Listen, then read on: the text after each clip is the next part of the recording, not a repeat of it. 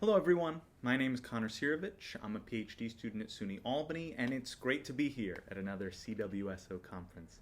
Thank you so much to the conference organizers, and thank you to everyone that's attending. I'm really excited to be here, and I'm excited to be presenting my paper, How Do Expert Creative Writers Write? A Literature Review.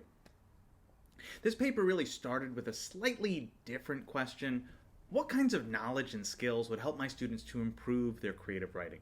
I started asking this as I was working on another paper on pedagogical methods.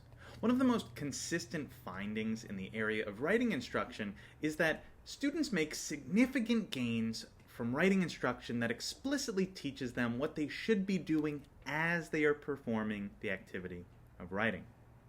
In other words, students' writing benefits far more from pedagogies that focus primarily on the writing process than from those that focus primarily on the texts that result from this process.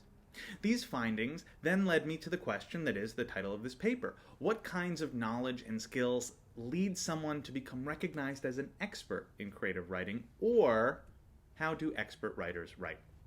Unfortunately, there hasn't been too much research on expert creative writers, but there has been extensive research into the sociology and psychology of academic and professional writing expertise. Therefore, my aim in this paper was to review the research on writing expertise in order to set the stage for future research into creative writing expertise specifically. This is not to suggest that creative writing expertise will necessarily look a lot like writing expertise in other domains of writing. On the contrary, some of the research I review suggests that creative writing expertise will probably look very different from other kinds of writing expertise. The research I review, therefore, doesn't reveal too much about creative writing expertise itself. Rather, it reveals what we don't know about it. In the paper, I propose 9 theses on writing expertise, but I follow each of these up with a section about the pedagogical implications of the thesis and, more importantly, directions for future research. Discussing all of this in the context of this presentation would unfortunately be a bit too much. So in this presentation, I'm going to focus my attention on what we don't know about creative writing expertise, as my hope is that this paper and presentation will inspire more research in this area. The 9 theses I propose can be roughly broken down into 3 different dimensions of writing expertise: the social dimension, the cognitive dimension, and the process dimension. The social dimension can be summed up this way: becoming an expert writer means, in part, becoming recognized as an expert in a given domain of writing.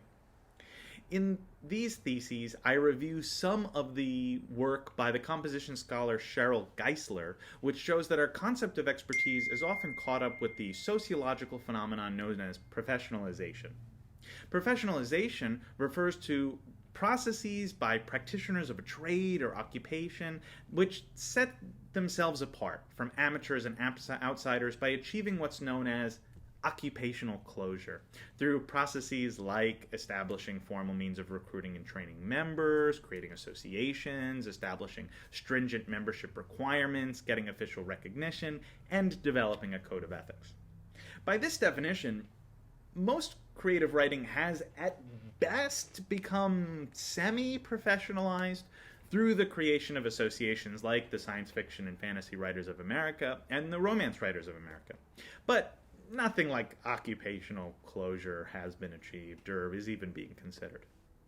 On the other hand, I point out that creative writing instruction has largely professionalized by developing graduate programs, creating associations like AWP and the CWSO, requiring graduate degrees in order to teach, and so on. In the paper, I argue that we should be careful not to treat expertise and professionalization as somehow synonymous, and that we should be willing to research and teach as many forms of creative writing expertise as possible, be they professional, semi-professional, or amateur. Amateur writing experts like some erotica and fan fiction writers are just as much experts as the creative writers that teach in post-secondary institutions, and they should be recognized as such both in our research and in our classrooms. Likewise, we should seek to better understand how the processes of professionalization and semi-professionalization that I mentioned earlier have affected the larger landscape of creative writing. On this note, another important finding about writing expertise is that it's incredibly domain-specific. Most, say, erotica experts can't seamlessly become expert free verse poets and vice versa. Therefore, we have to conclude that there probably isn't all that much that experts in one domain of creative writing will have in common with experts in other domains. And we should seek to understand the social and cognitive dimensions that define expertise within a given domain of writing rather than across all domains of creative writing. With that said, we should probably start by trying to understand what the different domains of creative writing are in the first place. Genre labels like fiction, nonfiction, and poetry are probably a decent place to start, but these labels can belie important commonalities and alignments between different domains of creative writing.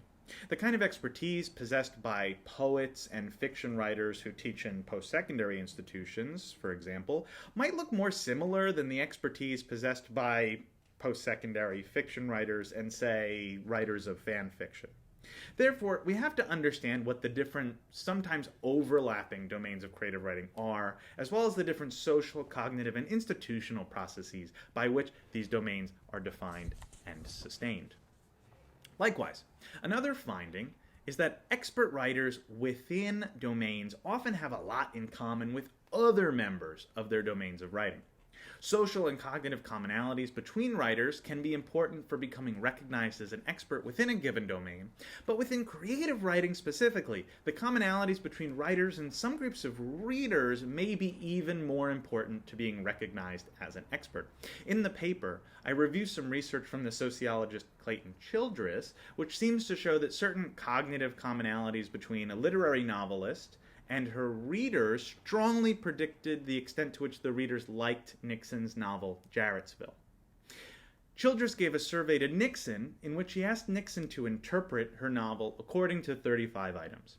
And then he gave the same survey to over 200 readers of the novel and showed that the extent to which Nixon and her readers agreed about their interpretations of the novel strongly correlated with the extent to which the readers reported liking the novel.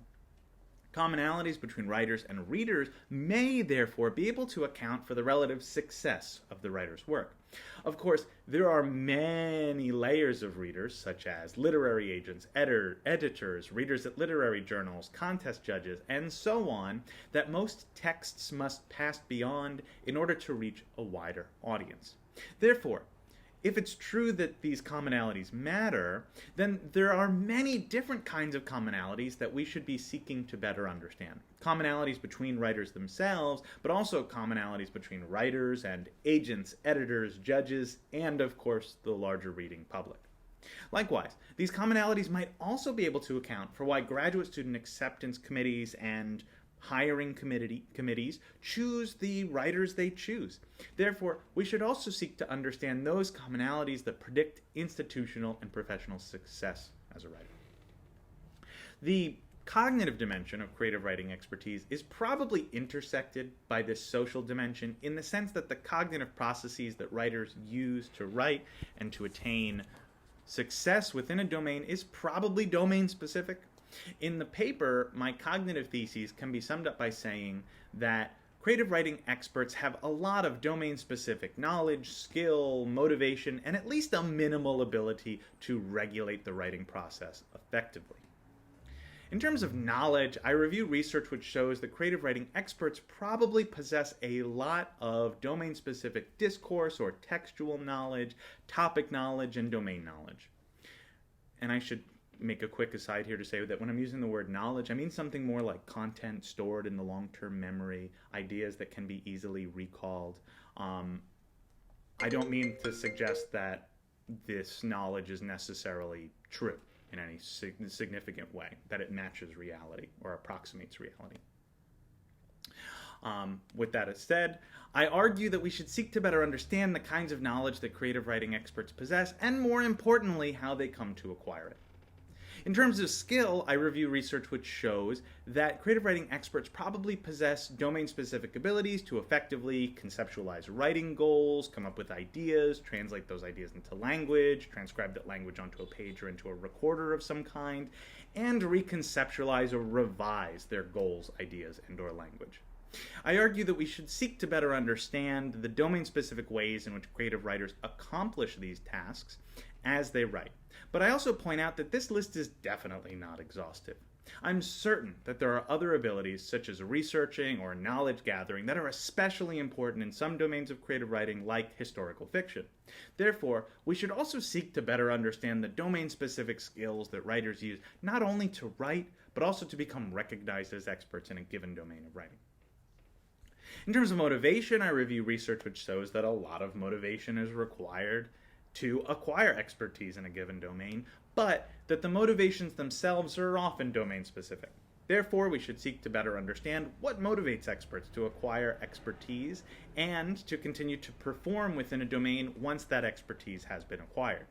Likewise, expert writers have been shown to be at least somewhat effective at regulating the writing process, which is to say at actually getting the work of writing done.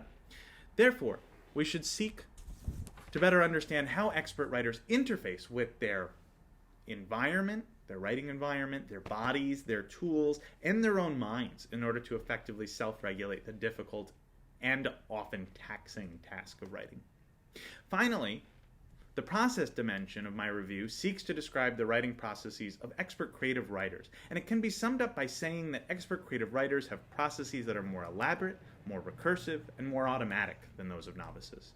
I review research which shows that the writing processes of expert writers are often more time-consuming and more multifaceted than those of novices.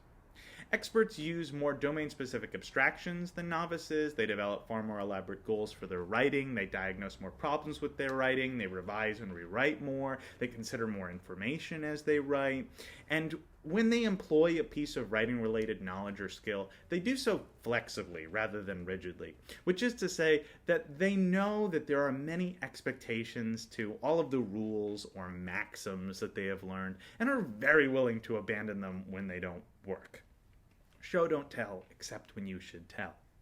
Likewise, the writing processes of experts are far less linear than those of novices, in the sense that they are constantly planning, drafting, and revising all at the same time, and to such an extent that those terms lose all their usefulness and meaning.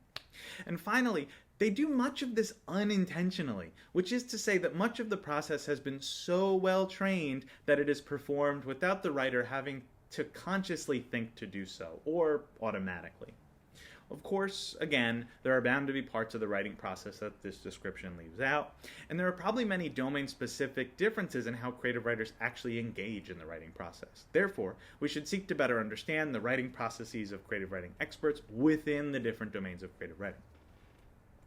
To conclude, my hope is that the research I have reviewed sets the stage for future research, not only by pointing us in some useful directions, but also by revealing how little we know about how expert creative writers actually write. I expect that I'm currently talking to people that have acquired a lot of creative writing expertise themselves, and my hope is that you have been able to see yourselves in the ways in which I've described creative writing expertise here. But this only goes to show how one can be an expert without understanding why and how they're experts. Therefore, it seems to me that we have a lot of work to do to better understand ourselves and the many other incredible creative writers who are working in the world today. So, allow me to end with a bit of a contentious point. We've often heard that very cliched question, can it really be taught? Can creative writing expertise really be taught? I would say yes, it absolutely can. But we currently know so little about it that I'm also tempted to say not yet. Being an expert doesn't mean that one knows how to share the expertise one has acquired. In fact, it may even be detrimental to that ability. As Joy Williams, one of my favorites, once wrote, "You can't be too aware of the process." Therefore, we need researchers in the field of creative writing studies to take up the question of expertise themselves if we ever want to become aware enough of it to share it with our students. And so my hope is that others will join me in researching creative writing expertise. Thank you so much for your time, and I hope you enjoy the rest of the conference.